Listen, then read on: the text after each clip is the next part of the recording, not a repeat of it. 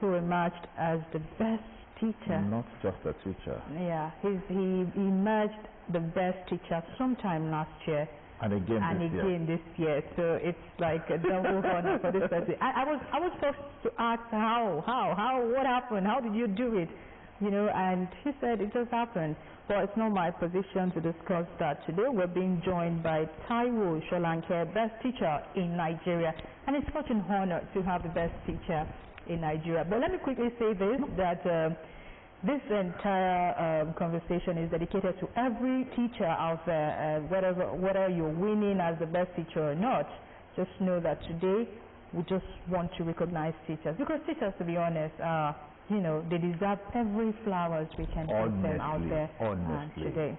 Thank you so much for joining us. Thank you very much. Let me quickly say my congratulations again for saying congratulations on your winning this again. But I know it's in different phases. The one of last year was quite different from this year, but in all, you are a winner.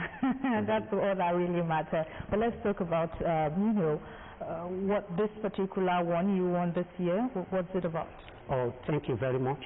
This one is a maiden edition organized by Universal Basic Education Commission. Okay. In collaboration with Federal Ministry of Education. So the selection process involved that each state we send 3 teachers from their state to Federal Ministry. Okay. And this selection committee will now sit down, select those that they fit that they are qualified. So after you have emerged from your zone, it was because I emerged in the Southwest zone as for basic education that gave me the opportunity. Which was for last year? No, I mean this year. Because I emerged as a Southwest-based performing teacher in the process. It was that gave me the opportunity to be among the 12 finalists that compete for that award. Okay, Mr. Taiwo, before you go further, I want to ask, what is the yardstick in selecting from the Southwest initially?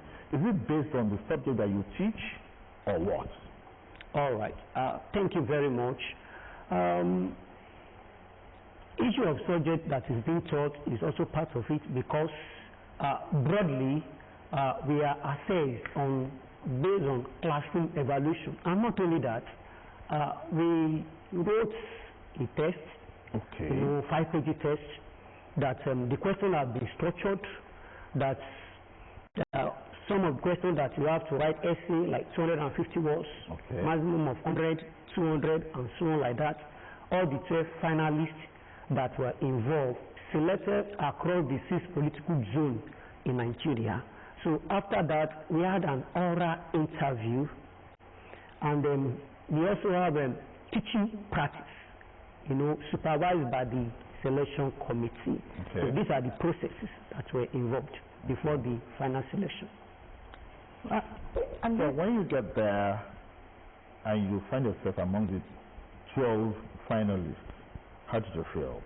Well, I feel honored and grateful. Firstly, because I emerged from my zone, that's Southwest zone, to represent the Southwest zone, and I know that going by what our education-friendly governor has done, you know, is constant huge investment in the education sector, his unwavering commitment to teachers' welfare, paying salary as and when due, training and retraining of teachers through workshops, seminar, digitalization initiative, and AI-powered platform. I know that there is no fear, because all these things has provided a background for me. And then there is no cause for alarm, because coming from Ogun State, Ogun State being the educational capital industry of Nigeria, we have always been winning. either at the national stage or at the international stage, we have always been winning. So this imposed confidence in me. Okay. And coupled with the grace of God that this team is winning, I can win it. And to the glory of God, you won. God saw me through. I won. Oh, that's good. You know, when Mr. Taiwo Shoyinka said Ogun State is the educational winning capital of Nigeria, he wasn't just saying it. I mean, the state has about approximately 50 tertiary institutions in Nigeria, including universities, polytechnic, monotechnic, colleges of education. So yes, it deserves to be called that, and we take so much pride in it here in Ogun State. But let's all come back to the conversation of winning the best teacher across the nation. You know, you've had to also meet a couple of teachers, and it's been really exciting for you. Last year we saw you, and I think with the Commissioner of Education sometime in Ogun State, where you were being awarded a couple of things, and then this year as well comes with. So it just feels like you're a star boy right now. So I want you to talk to us about that feeling. You know, if you tell some teachers that someday in this country you'll be gifted a car for winning the best teacher in the country, some might not even believe it, because the teaching profession is not one that is often appreciated like it's supposed to in our country today. But we're happy for the progress, and I want to know how that makes you feel as a teacher and as a person. Thank you very much. I feel honored, I feel fulfilled, I feel happy, grateful. At the same time, I see it beyond personal recognition. I see it as a clear affirmation that education is important in our country. I see it as honor to the whole teaching industry. It reminds me that teachers are important in the building of the nation. It's an indication that what teachers are doing, they are doing a very good job. It reminds me that teaching is a noble profession. So for me, the recognition is not just personal. I see it as honor to all of my colleagues who rise up early, leaving their home to go and work on the life destinies of Nigerian children, improving learning outcomes, and to ensure that all these children passing through us, passing under us, that one day they attain excellent education. So I say that government has shifted attention to the education industry, to the teachers, recognizing the impact which they are making every day. That is what I feel about it. Would it be okay to quickly ask you, it's just like you're a chef and you cook this very special meal that everybody is seeing and eating now. Would you be so kind to share some recipes that have helped you cook this food? I mean, 2 times in a row, it's not easy. So I don't know, there could be some teacher watching this show right now, and they'd like to know what were those things, those traits, those characteristics that helped you come this far as a teacher. All right. Thank you.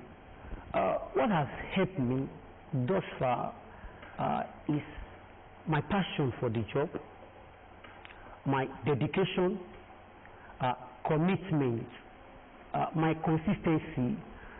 There is a saying that it is not what you do occasionally that guarantees success, but what you do continuously, what you do conscientiously, what you do passionately. So for me, it has been my passion, commitment, sacrifice, combined with prayer. So I want to say that these are the secrets behind it. When you talk about passion, there was funny picture I saw some time ago. They showed a man walking inside more like a river, because it rained and everywhere was flooded. The man had the cane in his hand and had books in his head, and they said, guess who this teacher is? And they said, it's the mathematics teacher. So even when every other teacher say, oh, it's raining, I can't come, the mathematics teacher always finds a way of coming through. But let it not be a coincidence. Are you a math teacher? Well, I teach mathematics. Oh my God. If you teach in primary school, you are a subject list. You teach all the subjects. So I teach mathematics. Okay. So in terms of passion, I'm trying to build the passion part of the conversation. How passionate did you get as a teacher? Did you have to, swim inside flood to go teach? You had to withstand a lot of things, but just to show that, I'm standing in for passion. That is the truth. The passion is there, and I have to sustain the passion even under pressure, even under challenges, to ensure that these children that are passing through me, that I change their narratives, that I do something to help their destiny, that they never remain the same, because they are our tomorrow, they are our future, and if the best is not given to them, they may constitute menace to the society. There is no way they'll be able to contribute to the national development of our country, and to this effect, I go out to give my best. I honestly will not make me to be in this school. It's very rare. It's very rare for me not to be in this school. It's very rare. Even this morning I've been in this school. Oh my God. Yes, I've been in this school. That's why the fact that my local community is not far from this place. Okay. I've been in this school. So it's very rare. Even when my daughter was admitted on hospital, that I will sleep in the hospital, and I walk outside Abeokuta, I will still make sure that I get to the school, because I said that I'm being paid for this, and these children must not lose. I must not cheat on them. So for me, it is something that worth it. I know your kind is rare. Your type is rare. Definitely. For you to have that passion, dedication, and commitment to what you've been paid for, not all teachers can do that. Yeah, you teach mathematics. We've heard of the likes of this Professor Chike Obi, this Dr. Modolulu, the former governor of Ogun State. These are math experts. You have not mentioned our education commissioner. Okay, Professor Aribabu, Professor of mathematics. Professor of mathematics. All these are math specialists. What really gingered you into that particular subject? Because somebody like me, when I was in secondary school, if there's any subject I hate most, it is mathematics. Okay. That was why I had to run away from sciences to art. All right. So, thank you for that. Mathematics is a subject that is relatable to everyday life. How? You want to cook food now, you have to look, how many of you want to eat this rice? So how many cup of rice are you going to measure? Are you getting it now? Okay, you want to bathe. Okay, this quantity of water will be okay for me. You understand? You want to take drugs, you have to look at it. What is the quantity that I'm asked to use? Is it 5 ml? Is it 10 ml? So nothing should be scared. No student should be scared about mathematics, because especially if a teacher is able to relate the concept to real life situation. When you are able to relate the concept to real life situation, learners should not be scared about it. So mathematics is everyday life activities. You are buying something, you are giving out money to the person you are buying an item from. Okay, you are giving 500, you have just bought item of 300 naira. You must know how much you are going to collect. Are you getting what we are saying? Yeah. You are a tailor, you want to sew a cloth, you must be able to take adequate measurement. You are into building, you should be able to take accurate measurement of the land and whatever you are doing. So mathematics is a subject that is very relatable. It's something that we need in our society, but a fact must be established that we have to relate it to a real life situation. When you connect it to a real life situation, it will make learners to get it very well, and then be excited about it. But I still want to know your own passion into that particular subject. What did you ginger into it? Okay, like I said, why not physics, why not chemistry, why not biology? Yes, like I said the other time that it's not only mathematics. Like I said the other time that if you find yourself in primary school, you teach all subjects. So not only mathematics. That's physics. So English, basic science, civic, and what have you. And you're versatile in all of those. Yes, you have to upgrade ourselves. You have to learn, unlearn, relearn about the best method to use, about innovative methods to use to bring out the best in this learner. But were there some persons who had lived this life for you to have emulated before now? And I want you to use this opportunity to shout out to them, because I know for anyone to have done or achieved certain things, certain persons might have, laid that foundation, probably give them a platform, set, the example of the place. Oh, thank you very much for that question. First and foremost, let me appreciate our education-friendly governor for sustaining the culture of identifying, encouraging, and motivating teachers and school administrators to excellence. And at the same time, the Commissioner for Education for giving us this platform. In Ogun State here, it has been a tradition that yearly they celebrate excellence, innovation, and transformation impact among the teachers. And those that emerge here, their names will be forwarded to Abuja. So through this means I've been given a platform to showcase myself. Not only himself, even our board chairman, Ogun State Universal-Based Education Board, and his team led by Evangelist Ifedi Olaniko. I need to applaud him for what he's doing to make sure that education in primary school is moving forward. Having said that, there are many people that have motivated me, even those that have not seen, that have read about their work, those that have not met, that have read about the impact they are making on social media. They have motivated me a lot. I have some that I close.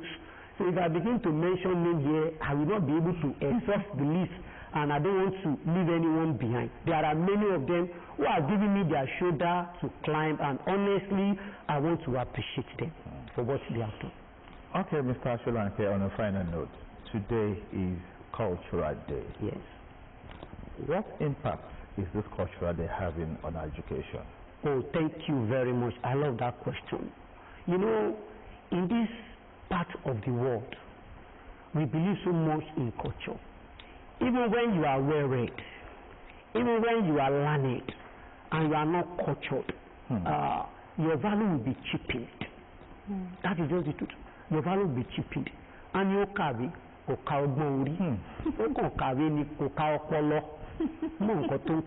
so the place of culture cannot be overemphasized. Are you getting what we are saying now? It is important that our children, our learners, they must know about our culture. If they don't know about our culture, there is no way we can hand it over to the next generation. If they cannot speak our language, before you know it, the language will go into extinction. Nobody will be speaking the language. And then it will just amount to the fact that our own language is inferior to other language. And we must not open our eyes to allow this to happen. So it is important that we teach our learners, our children, how to pride themselves in our materials, in our adire. And even at this point, I want to commend our governor. Most of the time that you see our governor, you will see him with Kampala. Most of the time, you will see with Kampala. He's trying to promote what we are doing in our own place. So you must let our children know, our learners know that our culture is very important.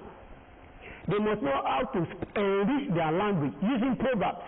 If they are not using it, before you know it, nobody will be using it, and we are going to forget it. So it is important they know how to cook our food, how to prepare asaro, how to pound yams, and so that's it. So it is important to let them know about our culture. I want to believe that we have not just Yoruba persons watching the program today, and since we're going to wrap up on culture, is it okay you teach us one or two things about the Yoruba culture, probably with your attire today? I know you have a fila on, and the fila, there's something about the fila, especially the position, the positioning of the fila, yes, and then, so just point one or two things about the culture. All right, thank you. In our climb here, when a man puts on cap like this, fila like this, and it is this side, this left side, it means that he's a married man. Okay. Single stay away. He's a married man. Single should keep on. So if it is here, it means that he's unmarried. It might have been engaged. the person is still single and is still searching. Do people really take note of that when putting on this? Well, people may not take note of that, but on a day like this, we have to let them know. We have to put this in our children at the early age. That this is it, that when you dress, when you put on natives, you need to put on cap. If you don't put on cap, your dressing is incomplete. And we must not overlook that. All right. Okay, thank you very much for calling Mr. Solanke. I really appreciate you. We look forward to having you some other time, because I believe next year too, you're still going to win. Amen. But on another platform, because we need to mentor other young people. Yes. We need to that is help them. so amazing. So great of you. So the program is still Money Influx of Need on OGTV. We don't go nowhere. When we come back, it's going to be trending.